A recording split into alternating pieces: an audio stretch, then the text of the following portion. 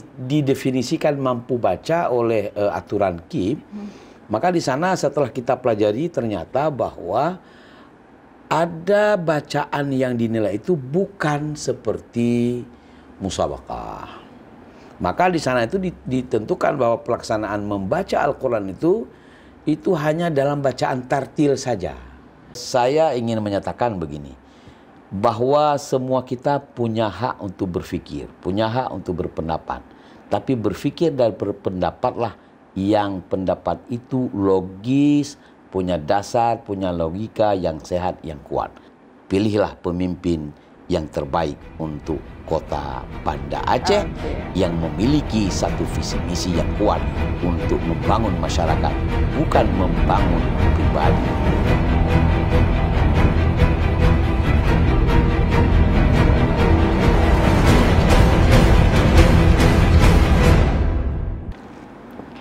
Assalamualaikum warahmatullahi wabarakatuh. Kembali lagi dengan saya Siti Aminah di channel PEHTEM, tepatnya di episode ke-7 tahun ke-5 edisi Kamis 12 September 2024. Bagi rekan yang belum subscribe, silahkan subscribe dan kita masih menunggu komentar yang positif dan membangun pastinya. Baik rekan PEHTEM, kali ini kita akan membedah tema kita ya, karena memang ada pengujian pembacaan Al-Quran bagi calon wali kota Banda Aceh. Kali ini kita akan angkat tema tentang membedah uji mampu baca Al-Quran, calon wali kota dan wakil wali kota Banda Aceh, berdosakah tim penguji berpihak? Dengan narasumber kita, Dr. Tengku Haji Abdul Syukur MAG. Beliau adalah ketua tim penguji uji mampu baca Al-Quran, calon wali kota dan wakil wali kota Banda Aceh. Assalamualaikum Tengku. Waalaikumsalam warahmatullahi wabarakatuh. Bagaimana kabarnya nih Tengku? Alhamdulillah luar biasa kita bisa jumpa kembali di PEHTEM ini ya. Ini tentang dosa Tengku nih kayaknya. Ya, ini kan pertanyaannya dibahas tentang dosa Tengku kayaknya yang luar biasa ya. Sebagai tim penguji berpihak. Tapi pemirsa PEHTEM, sekedar informasi bahwa dasar hukum uji baca Al-Quran berpedoman pada pasal 13 Kanun Aceh nomor 3 tahun 2008 tentang partai politik lokal peserta pemilu DPR Aceh dan DPR Kabupaten Kota di Aceh sebagaimana diamanatkan dalam Undang-Undang nomor 11 tahun 2006 tentang pemerintahan Aceh yang merupakan dasar penyelenggaraan otonomi daerah di Aceh. Ini adalah landasan kanunnya, artinya perintah kanun sehingga ada uji coba. Uji baca Al-Quran ya bagi calon wali kota kah, gubernur ataupun bupati di Provinsi Aceh, karena memang kita terkenal kekhususan ya Tengku. Tapi ini menarik karena kita membahas tentang wali kota Banda Aceh dengan tema membedah uji mampu baca Al-Quran, calon wali kota dan wakil wali kota Banda Aceh, berdasarkah tim penguji berpihak. Ini seperti apa proses awalnya? Siapa yang mengundang Anda nih sebagai tim penguji? Nah itu pastinya. Luar biasa. Atau ditelepon oleh KIP mungkin. Jadi kalau ditanya berdosakah kan, saya kira beginilah saya akan memberi jawaban bahwa ketika Aceh sedang melaksanakan satu prosesi persiapan pencalonan bakal calon wali kota, wakil wali kota atau bupati, wakil bupati dalam Provinsi Aceh dan gubernur serta wakil gubernur Aceh. Ya, kami diutus dari unsur yang pertama ada unsur Lembaga Pengembangan Tilawatil Quran berdasarkan ketentuan kanun yaitu di KIP. Ketentuan KIP juga menetapkan bahwa tim penguji baca Al-Quran itu terdiri dari 3 unsur. Yang pertama unsur Lembaga Pengembangan Tilawatil Quran baik di tingkat Provinsi Aceh maupun di tingkat kabupaten kota. Kemudian yang kedua, unsur dari kantor Kementerian Agama kabupaten kota. Kalau di Provinsi Aceh berarti unsur dari kantor wilayah Kementerian Agama Provinsi Aceh. Kemudian yang ketiga, unsur MPU, Majelis Ulama Aceh ya, MPU. Nah, jadi saya mewakili dari LPTQ Kota Banda Aceh. Nah, kebetulan juga dengan teman-teman di Kementerian Agama dan MPU Kota Banda Aceh mempercayakan kepada saya sebagai ketua tim ya dalam rangka uji mampu baca Al-Quran kepada bakal calon wali kota dan wakil wali kota Banda Aceh. Nah, menarik sekali pertanyaannya. dosakah kita atau siapakah yang berdosa? Berdosakah harusnya dewan pertanyaan nanti? ini terakhir ya, nanti. gitu ya. Ketika Tapi nggak melihat, apa-apa. oke nggak apa-apa. Baik, jadi kita berdasarkan ketentuan itu, saya sebagai perwakilan dari Lembaga Pengembangan Tilawatil Quran Kota Banda Aceh, karena saya salah satu di antara pengurus LPTQ, maka saya yang diutus untuk menjadi tim penilai, yang kemudian menjadi ketua tim penilai. Nah, kemudian kita melaksanakan uji mampu baca Al-Quran, tentunya kami berdasarkan ketentuan-ketentuan yang sudah ada pada KIP kita. Oke, berarti Nah, KIP yang memberikan persyaratan dan sebagainya? Iya benar. Jadi KIP sudah ada ketentuan dan kami sebagai tim penguji yang diberi amanat tentu kita akan merujuk kepada semua ketentuan-ketentuan yang sudah ada pada KIP. Boleh misalnya disampaikan kepada pemirsa PTM yang ada di rumah ketentuan apa atau syarat-syarat khusus apa yang memang sudah ditetapkan oleh KIP dalam proses uji baca Al-Quran ini? Ya, ketentuan uji mampu baca Al-Quran yang telah ditetapkan, yang pertama bahwa harus ditetapkan makra, artinya tempat di mana bakal calon membaca Al-Quran. Itu ketentuannya mulai dari juz 1 sampai juz 19. Jadi kemudian, juz 1 sampai juz 15. Jadi kategori kedua itu ada juz 16 sampai juz 29. Kategori ketiga bahwa ada juz 30.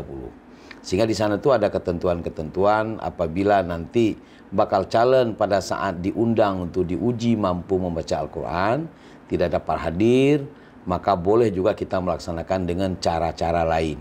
Seperti melaksanakan dengan sistem Zoom, kalau sempat saja bakal calon itu tidak berada di dalam negeri misalnya atau di luar negeri.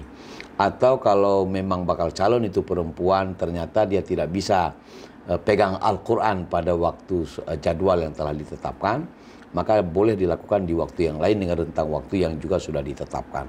Sehingga pelaksanaan uji mampu baca Al-Quran itu ditetapkan dari tanggal 4, kalau tidak mampu tanggal 4 maka dilaksanakan tanggal 5, dan itulah menjadi ketentuan-ketentuan. Yang kedua, setelah dipersiapkan makra, maka kemudian uji mampu baca Al-Quran itu ada 3 unsur yang dinilai.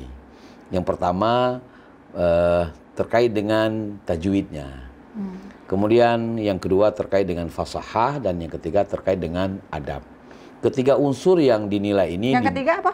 Adab. Adab ya, adab dalam Jadi, membaca Al-Quran. Adab ini diberi unsur-unsur penilaian. Yang pertama terkait dengan bagaimana pakaian yang dia pakai. Apakah laki-laki maupun perempuan, yang tentu pakaian ini yang sesuai dengan ketentuan-ketentuan adab membaca Al-Quran. Kemudian yang kedua, bagaimana teknik dan penampilan ia ketika mau membaca Al-Quran. Katakanlah mulai dari persama dia datang ketika dipanggil, bagaimana dia membawa Al-Quran. Apakah dia meletakkan di dadanya, di sebelah kanan atau di sebelah kiri. Apakah dia bawa Al-Quran tentengan seperti anak pergi sekolah. Dan itu masuk dalam kategori adab. Ini diberi nilai dengan angka 20 dalam ketentuan. Kemudian ada fasahah. Fasahah itu yang dinilai sederhananya adalah bagaimana dia memulai dan mengakhiri dari setiap kalimat yang dia baca. Itu kemudian yang kedua dinilai tentang mura'atul huruf. Bagaimana dia membaca salah atau tidak huruf. Oke, makharijil huruf ya, makharijil. Ya, kemudian baru ini namanya fasahah, diberi nilai maksimal 30. Jadi 30, fasahah adab 20, fasahah 30. Sudah jadi 50. Ada satu bagian lagi yang dinilai, yaitu yang terkait dengan tajwid. Tajwid itu yang dinilai adalah makharijul huruf. Ya, bagaimana dia mengeluarkan bunyi huruf. Apa ha atau kha atau da atau za dan sebagainya. Kemudian yang kedua, ahkam.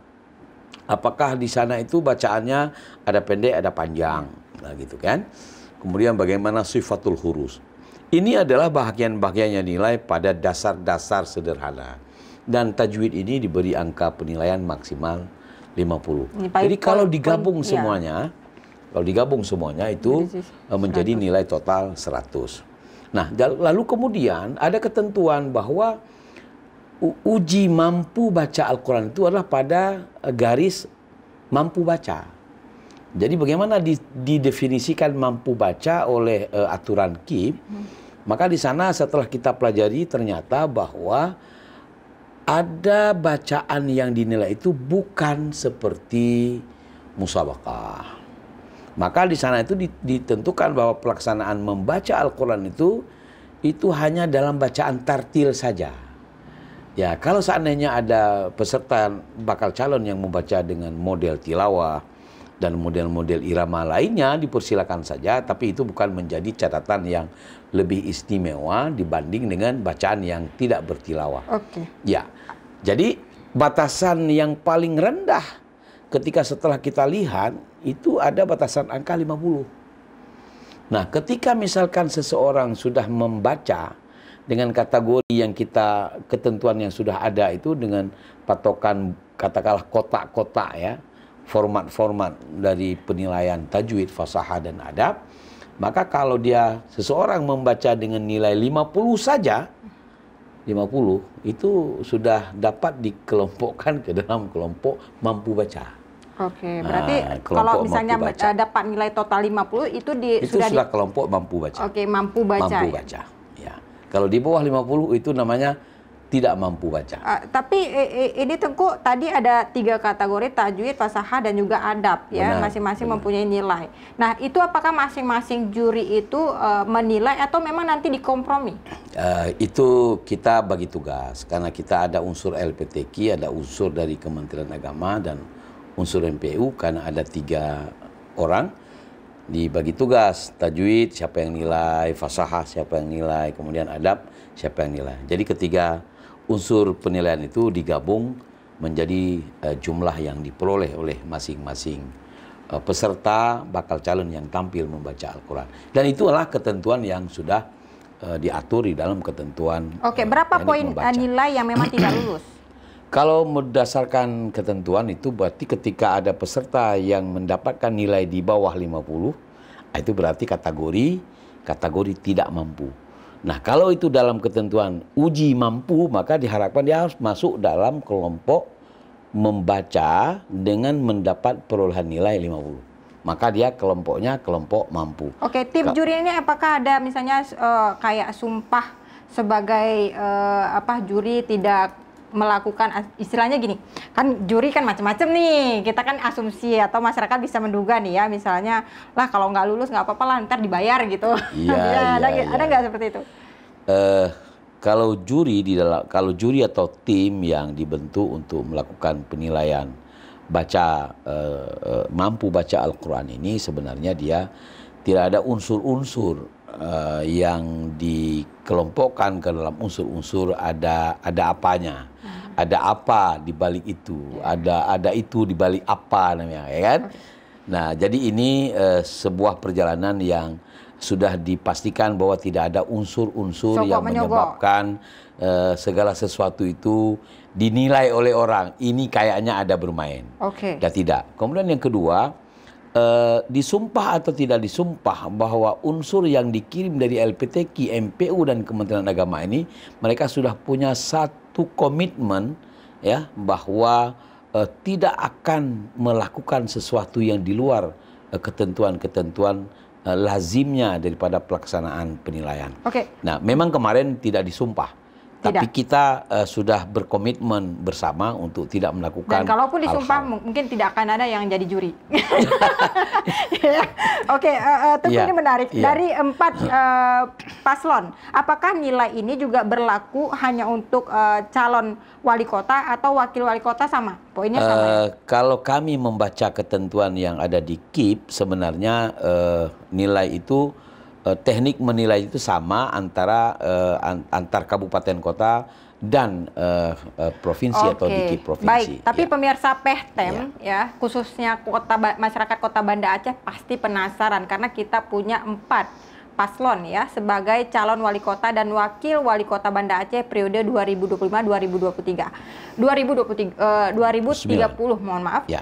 Jadi ada pasangan yang pertama ada Irwan Johan dan Khairul Amal, kemudian pasangan yang kedua ada Zainal Arifin dan Mulia Rahman. Benar. Pasangan ketiga ada Aminullah dan Isnaini. Betul. Dan pasangan ketiga ada Iliza dan Afdal. Ya, nah, tapi saya mau tanya nih Tengku. Ya. Karena ini sifatnya transparansi, katanya tadi juri tidak ada ambil sumpah, kemudian juga tidak ada sogok menyogok ya, itu dipastikan sama Tengku sendiri sebagai ketua tim. Ya. Kita pastikan mau bertanya nih, Irwan Johan dan Khairul Amal dapat nilai poin berapa? Kalau kami sudah mendengar bacaan mereka berdua, itu bacaannya masuk dalam kategori bagus. Bagus. Bacaan Bagusnya berapa nilainya? Bagus dalam mana lulus dia. Lulus. Ya, tapi kan masyarakat mau tahu nih. Ya benar. Berapa Masyarakat kan tadi, sudah bisa mendengar dan melihat. Ini kan 100. Ya, kan ada angka yang ditetapkan kepada paslon nomor 1. Benar sekali. Dan itu harus ditetapkan supaya acuan ada bagi setiap penilai. Maka kemudian kita dapat menyatakan bahwa yang tampil membaca itu adalah kategori mampu membaca. Tadi sudah saya katakan bahwa mampu membaca itu bukan berarti seperti orang yang idealnya mengikuti musabaqah. Orang yang idealnya mengikuti musabaqah itu tidak hanya pada fasahatul huruf, tapi juga bahkan kepada lahjatul huruf yang dia ucapkan. Berarti Tengku tidak mau menjawab angkanya berapa? Ya kan sudah saya jawab bahwa itu, dia punya kemampuan bagus apa untuk enggak bagus itu semua bagus ya. Kategori masyarakat Banda Tengku tidak bisa menjelaskan kepada masyarakat Pehtem nih tentang angka poin berapa yang didapatkan, apakah 60, 70, 80 atau 20? Saya bukan tidak mau memberikan jawaban berapa angka-angkanya, tapi sebenarnya di dalam rangka penilaian angka-angka itu dengan ring yang sudah saya sampaikan, mungkin masyarakat juga bisa menonton, bisa menilai apakah itu dapat nilai 70 atau 60 atau 50 ya. Tapi justru ketika pun masyarakat memberi nilai 50, maka itu adalah kelompoknya adalah kelompok yang dinyatakan sudah lulus, kan begitu. Nah, jadi kan mudah saja pemirsa, penonton, ya, yang ketika mendengar atas penjabaran yang saya berikan, ya. Baik. Intinya Tengku tidak mau memberikan angka, tapi masyarakat Pehtem yang bisa menilai. Kalau pasangan Zainal Arifin dan Mulia Rahman itu bagus atau tidak? Iya, bagus juga. Bagus juga. Saya penasaran nih, apakah ada yang tidak lulus? Iya. Atau pasangan Aminullah dan Isna ini? Bagus juga. Bagus juga. Ya, tentu begini, seperti yang saya katakan dari awal, semua bagus. Kategori bagus saya dengan bagusnya Mbak Mina tentu ada beda. Mbak Mina sebagai seorang perempuan, saya sebagai seorang laki-laki, suara saya kan lebih ngebas. Jadi vokal yang saya keluarkan, bunyi huruf yang saya keluarkan tentu berbeda dengan saudari Mina ketika mengucapkan huruf-huruf. Kesempurnaan huruf itu kan hanya ada pada orang yang ahli dalam kategori dia membaca Al-Quran dengan baik, dengan tilawatil Quran. Tapi kalau untuk kategori penampilan mereka, sebagaimana saya katakan tadi, bagus. Mereka sudah menunjukkan membaca Al-Quran. Baik pemirsa Pehtem, mungkin kita bisa tonton satu video ini ya, memang berkaitan tentang contoh. Misalnya kita ambil aja satu contoh Pak Aminullah dan Isna ini ya, videonya. Mari kita simak video berikut ini. Syaruna ila jahannam wabi sal mihad qad kana lakum ayatum fi fi'atainil taqata fi'atun tukatilu fi sabilillah wa ukhra kafiratun yarawnahum min layhim ra'yal ain wallahu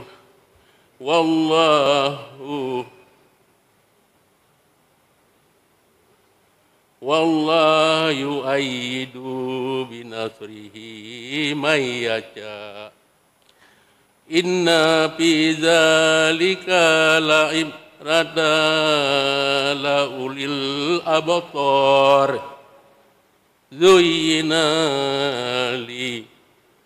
زين للناس حب الشهوات من النساء والبين والقناصر المقنطرة والقسطة والخيل المسومة والخيل ذلك متاع الحياة الدنيا والله عنده حسن المآب. Baik, Tengku kita kembali ke pasangan Iliza dan Afdal. Nah, ini lulus apa enggak?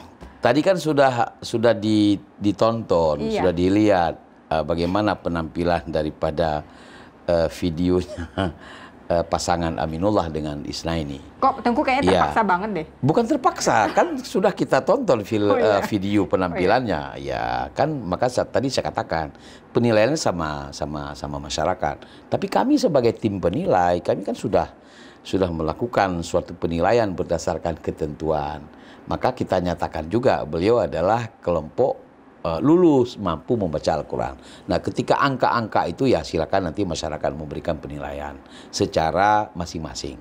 Kemudian ketika ditanyakan bagaimana dengan pasangan Iliza bersama dengan Afdal.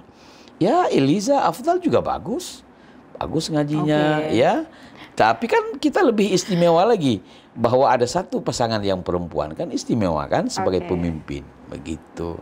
Tapi agak lucu ya pemirsa Pehtem ini. Tengku menjelaskan semua lulus paslon ini. 4 paslon ini semua lulus dan bagus-bagus ya.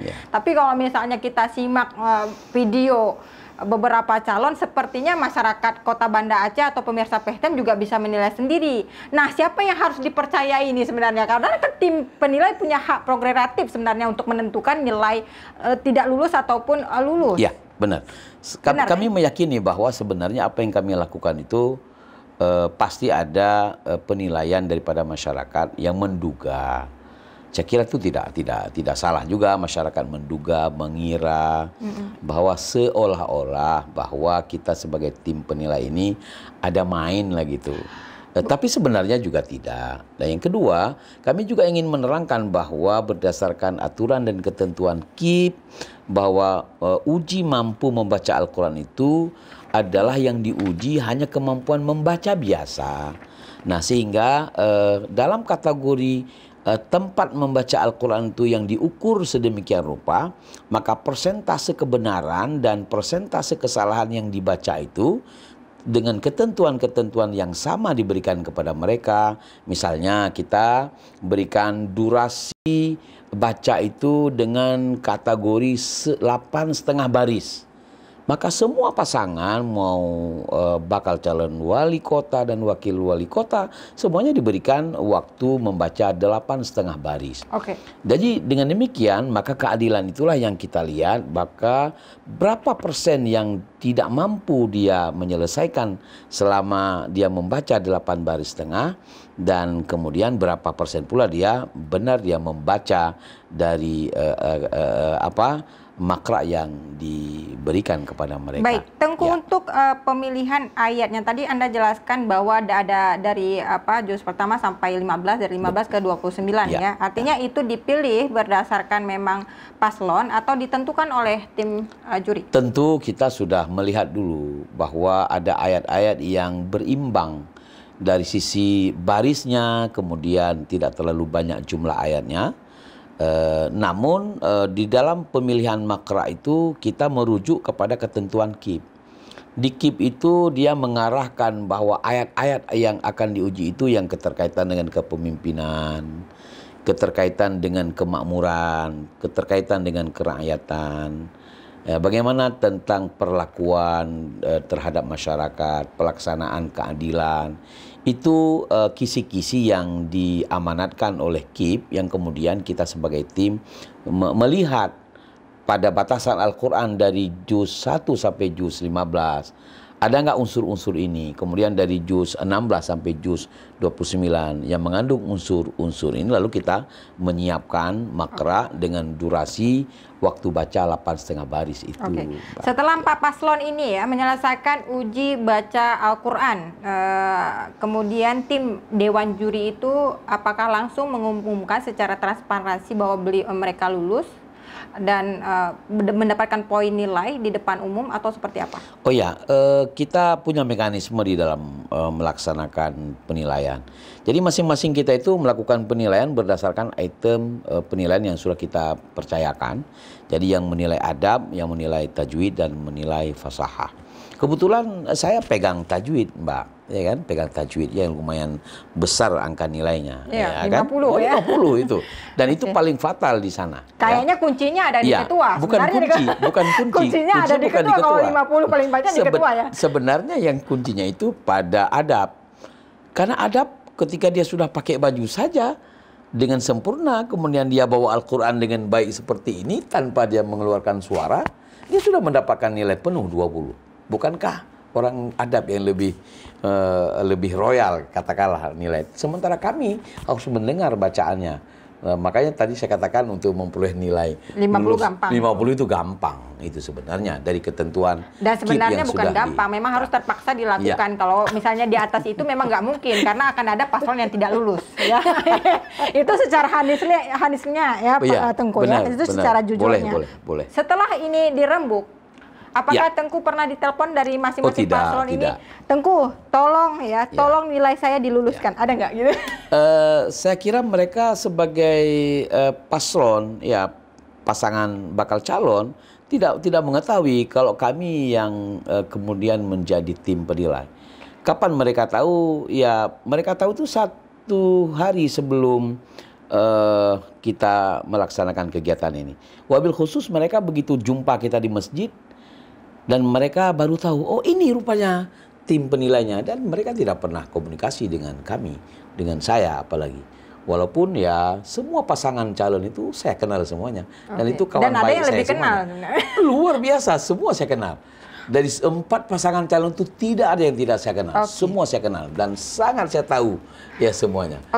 Tapi Tengku sebenarnya ada fenomena yang menarik sebenarnya di uji baca Al-Quran calon wali kota maupun calon gubernur Aceh sebenarnya. Apalagi kita kan provinsi memang nanggro syariah ya. Tentu punya kekhususan apalagi dalam hal label Islami dan Al-Quran itu menjadi identitas kita untuk dibaca secara terus-menerus. Tapi apa yang salah dengan ketentuan KIP ini? Apakah memang masing-masing paslon ini tidak ada testimoni kayak dulu sebelum bertanding, sebelum diuji publik seperti itu, biar tidak menjadi viral dan tidak menjadi olok-olokan oleh provinsi lain gitu. Saya kira begini, kalau saya ya boleh menyarankan begini, idealnya memang Mbak Mina sampaikan bahwa ketika kita sudah kepingin tampil menjadi sosok pemimpin, akan menjadi calon-calon lah, sebenarnya idealnya itu kita sudah mempersiapkan diri terkait dengan bacaan Al-Quran, itu idealnya seperti itu. Apalagi di Aceh apalagi di Aceh dengan kita ini sudah lama lah ini dengan sebutan penerapan syariat Islam. Itu idealnya seperti itu. Nah, tapi hari ini apa boleh buat kondisi kita seperti ini. Dan yang kedua, saya kira mereka pada dasarnya bukan nggak bisa ngaji, itu ada pengaruh gugup, jadi pengaruh psikologi, ya kan? Jadi bahwa dia diuji, dites, jadi itu ada pengaruh-pengaruh. Masa sih? Calon pejabat publik, calon. Ini saya kira seperti itu kan dugaan saya kan seperti itu. Nah, kemudian yang kedua, kalau boleh saya menyarankan begini, bahwa ketika KIP ke depan ini dalam rangka menetapkan bakal calon, ada bagusnya jangan kita apakan dulu lah ke masyarakat. Kita umumkan ini calon. Bagusnya sebelumnya kita persyaratkan dulu dia mampu tidak baca Al-Quran.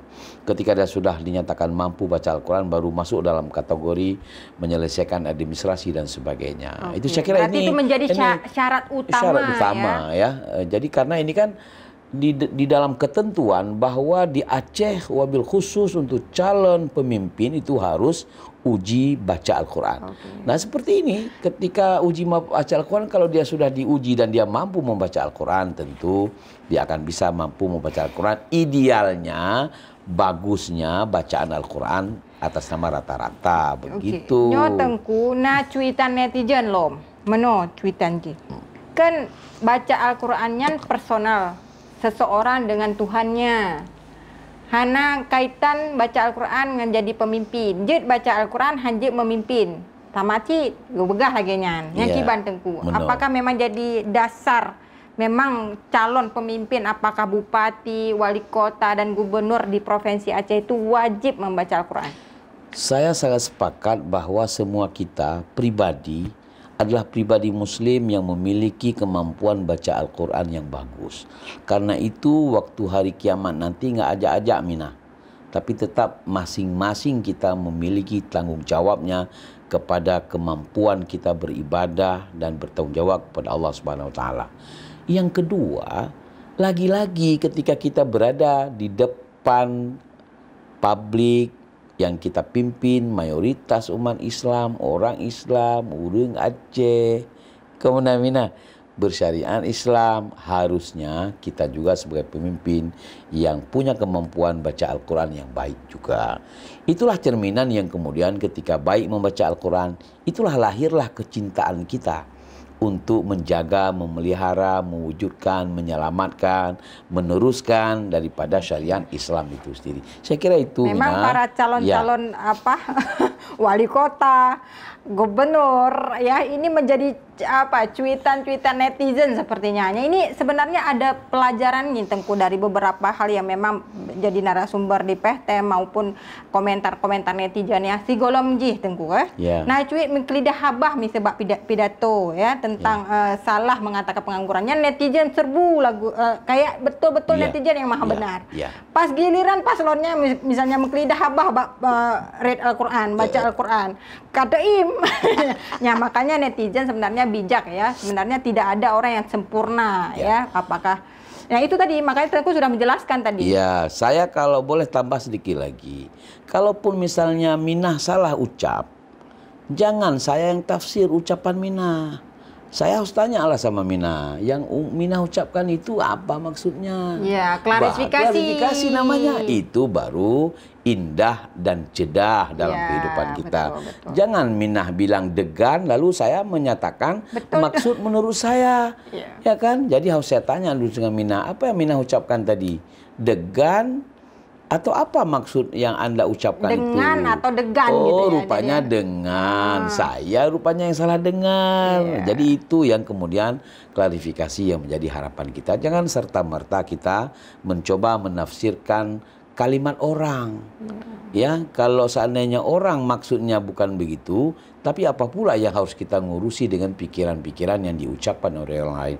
Inilah namanya kita harus punya hati yang legowo kalau kata orang Jawa, dan kita harus punya satu penafsiran kalau dalam yang bahasa baik. Aceh, Nya bahasa Aceh menurut katanya, benar pikiran jeroh ke gop, be sakit hati ke gop, be gaduh bengih ke gop, be bada gop sansang hana bere, sansang katanya yang bere belegenya. Jadi punya hati yang baik, itulah syariat Islam yang ada di Aceh. Makaji benar tanya, mampu nak umumkan langsung pejut setiap baca Al-Quran? Maka pengumumannya telah diumumkan pula oleh media massa. Mereka semua mendapatkan lulus, ya? Mampu baca Al-Quran dan dinyatakan lulus, ditandatangani oleh walaupun ketua sebagian tim. besar menurut pandangan netizen hana luluh peluluh haju cuma meno nyangkanya yang lu pegah ya? meno silahkan dinilai pekeh katanya sepakat lagenyan menyohana sepakat lagenyan ya silakan pilihan mbak masyarakat. Nah, dan masyarakat kadang-kadang padumboh partai politik yang tampil. Oh, kepulan saboh tim kepulan di Kota Wan Aceh yang ken politik. Ya silakan masyarakat mau berpolitik atau tidak berpolitik. Kalau dia berpolitik, ada independen. Kalau berpolitik, ada partai politik. Jadi itulah mandum-mandum terserah kepada masyarakat untuk menentukan pilihannya. Jadi kami sebagai tim baca Al-Quran, tim mampu baca, sudah melaksanakan tugasnya dan kami sudah menilai mampu baca Al-Quran dalam kategori angka-angka yang sudah ditetapkan dan kami sudah menyatakan semua mereka mampu baca Al-Quran. Yang terakhir, kalau boleh saya katakan, saya apresiasi kepada KIP Aceh dalam rangka menyiapkan untuk uji mampu baca Al-Quran yang sedemikian rupa dengan baik, tertib, sempurna, yang dilaksanakan secara terbuka dan bisa ditonton langsung oleh masyarakat, tidak hanya dalam kota Banda Aceh, tapi seantero dunia. Baik, Ya, Tengku, karena waktu kita sangat terbatas, ini Tengku silakan sampaikan kepada pemirsa PHTM sebagai closing statement. Baik, saya ingin menyatakan begini, bahwa semua kita punya hak untuk berpikir, punya hak untuk berpendapat. Tapi berpikir dan berpendapatlah yang pendapat itu logis, punya dasar, punya logika yang sehat, yang kuat. Dan itulah yang kemudian apa yang kita lakukan, itu bahagian daripada amal saleh yang akan kita persembahkan buat kita dan untuk orang lain. Terakhir, pilihlah pemimpin yang terbaik untuk kota Banda Aceh yang memiliki satu visi misi yang kuat untuk membangun masyarakat, bukan membangun pribadi dan pribadi. Terima kasih. Tidak menyebutkan namanya siapa? Ya, tidak. Oh, tidak. Oke. Baik, terima kasih ya. Independen sekali nih narasumber hari ini. Siap. Ya, Walaupun independen ada memang. pilihan di dalam hati tapi tidak disampaikan di depan publik, itu menjadi salah satu penilaian yang bagus karena memang kita punya 4 paslon ya. Ada Irwan Johan dan Khairul Amal, Zainal Arifin dan Mulia Rahman, Aminullah dan Isnaini, dan pasangan Ibu Yeliza dan Afda. Semoga siapapun yang terpilih nanti pemirsa PHTM bisa membangun kota Banda Aceh ya, bangsa kota-kota yang memang yang terlebih lah kita lihat menjadi yang lebih baik lagi. Baik, pemirsa PHTM, tonton terus podcast kita di setiap hari Senin dan Kamis pukul 10 pagi. Dan jangan lupa tekan lonceng untuk mendapatkan informasi terbaru. Like and subscribe juga. Saya Siti Aminah mohon undur diri. Assalamualaikum warahmatullahi wabarakatuh. Assalamualaikum warahmatullahi wabarakatuh.